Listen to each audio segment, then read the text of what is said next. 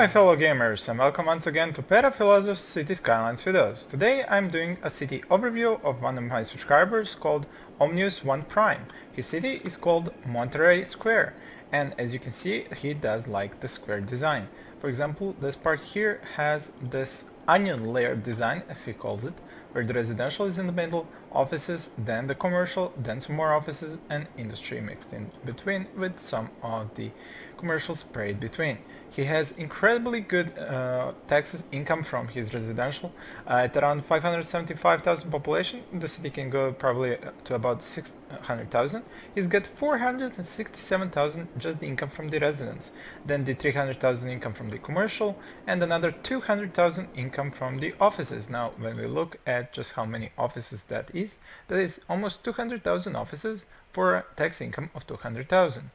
As for the commercial zones, he's got an income of 300,000 for just 35,000 offices, while the residential zones are at about 85,000, 86,000, while he gets the massive tax income of 467,000. This has allowed him to spend a lot of money on roads, 100,000, on the trash disposal, 90,000, 90,000 on health, then another 100,000 on police, 225,000 fire departments. As you can see, he kind of went wild on those. I think he could have actually placed them a little better and saved himself some money, but if he decided to go like this, the income that he has allowed him to do that. Park 62,000 and a massive 126 on the transportation departments. Now, his buses are costing him 1,400, and that brings in around 4,000 with, let's see how many riders, around 4,000 riders. But what I found very annoying with the metro seems to be happening to him as well. He's spending 74,000 for the metro, but is only receiving back around 22,000 income from the metro with only 10,000 people riding. And look at how many metro stations he's got. Every single block has a metro station, yet so few people use them. I mean, this is terrible. 15,000 people per week are using the public transportation out of 574,000 people. I mean, if we look at what exactly are those population, you can see 12% of children. Okay, so minus 62,000, so that leaves us with 490,000 population. Teens, 24. Now, do teens use public transportation? Maybe they don't, so that's another 24% down. So, and out of that only 15,000 people use the public transportation. If we take the young adults, the adults and the seniors use the public transportation. So you see very few people are actually going to use the public transportation, and he could have a huge income of like 50, 60, 70,000 per week if he were just to get rid of the metro system totally. But the metro system does have one good advantage. Because of the lines that go through the metro systems, every stop actually gives a boost to the buildings to level up.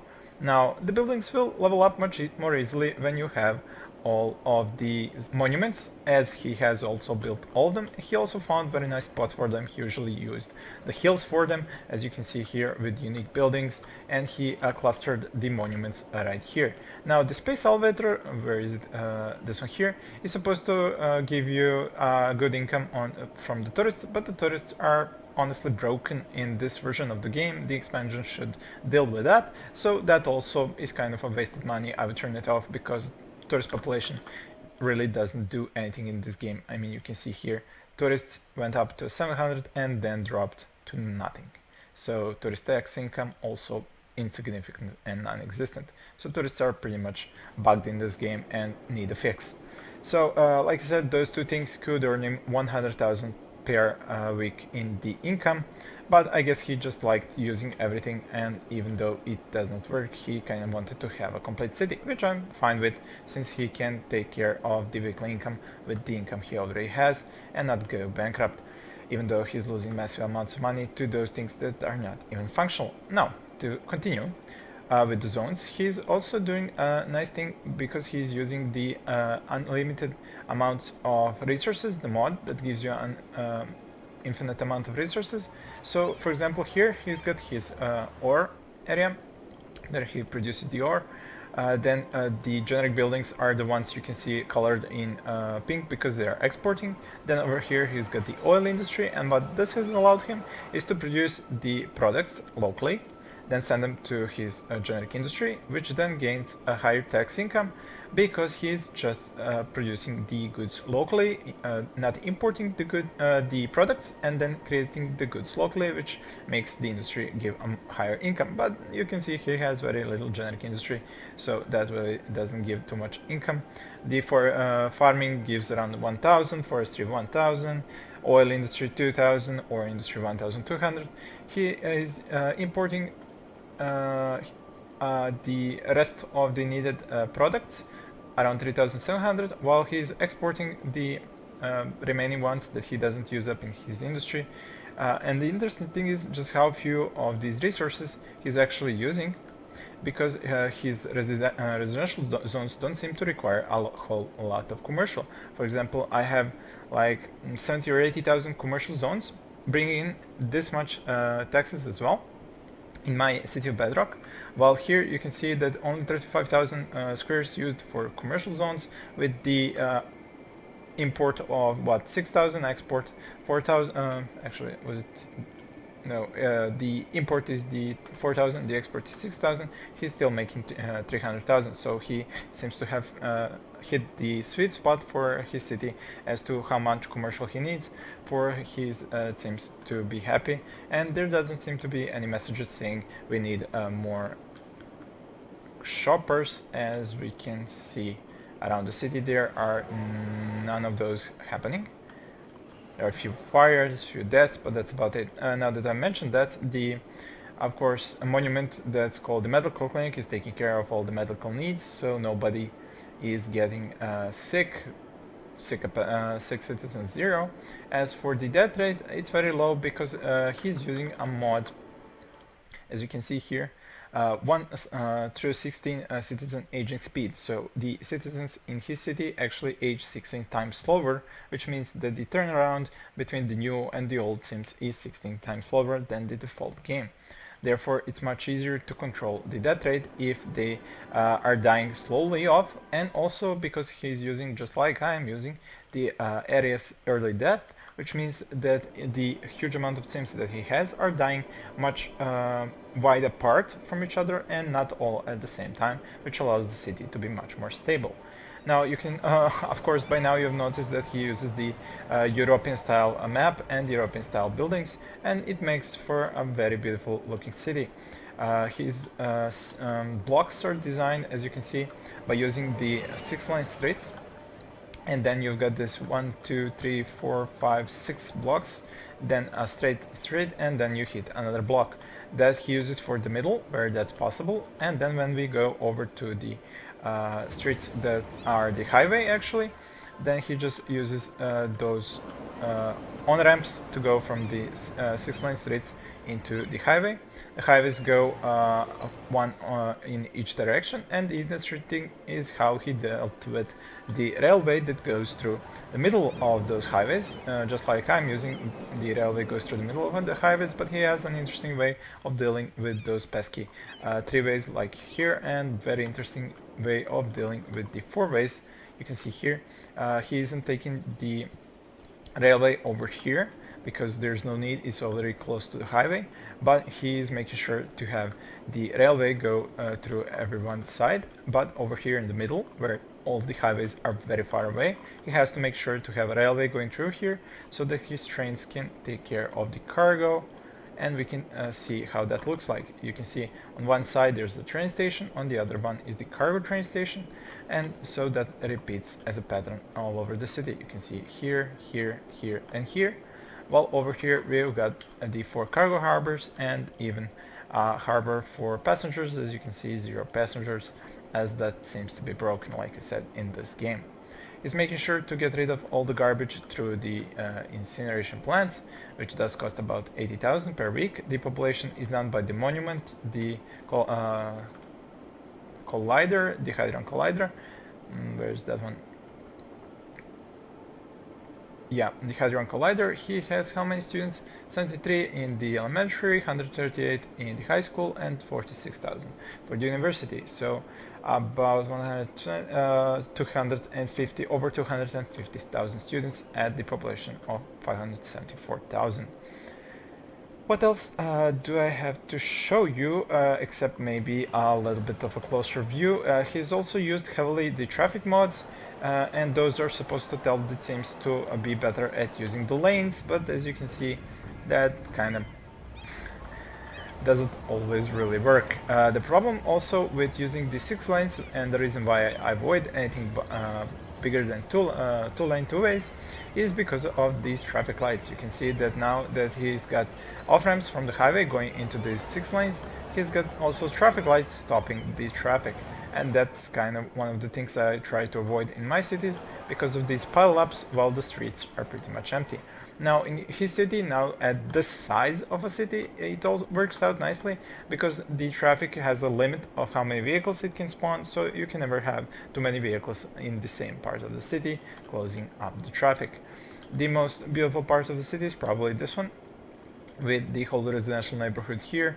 Then we've got these nice forestry industry parts here, some generic and offices, and also the commercial, the outer ring, and then the huge outer ring of offices. You will notice that offices are pretty much 50% of the city, and now by his calculations, it's the reason why his residents are paying so much taxes, because they are all working in offices, which then provide them with higher paying jobs, which provide him with higher taxes.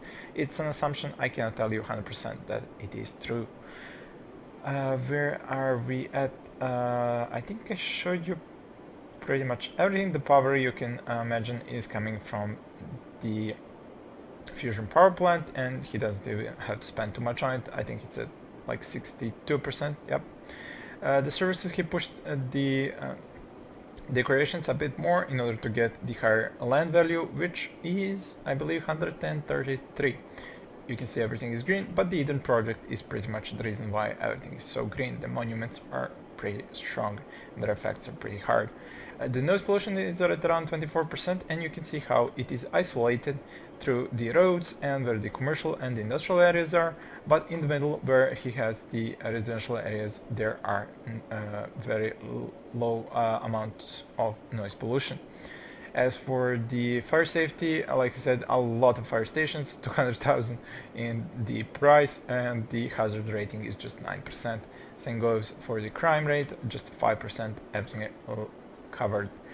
As for the happiness, 100% residential happiness, commercial happiness 77, office 97, industrial 97, pretty much the same result I have in my city. The commercial, for some reason, is really hard to get to a higher happiness level, which is interesting because commercials are the first zones that you can level up most easily once you build all the monuments. They go up to level 3, but they do not seem to be able to be very happy.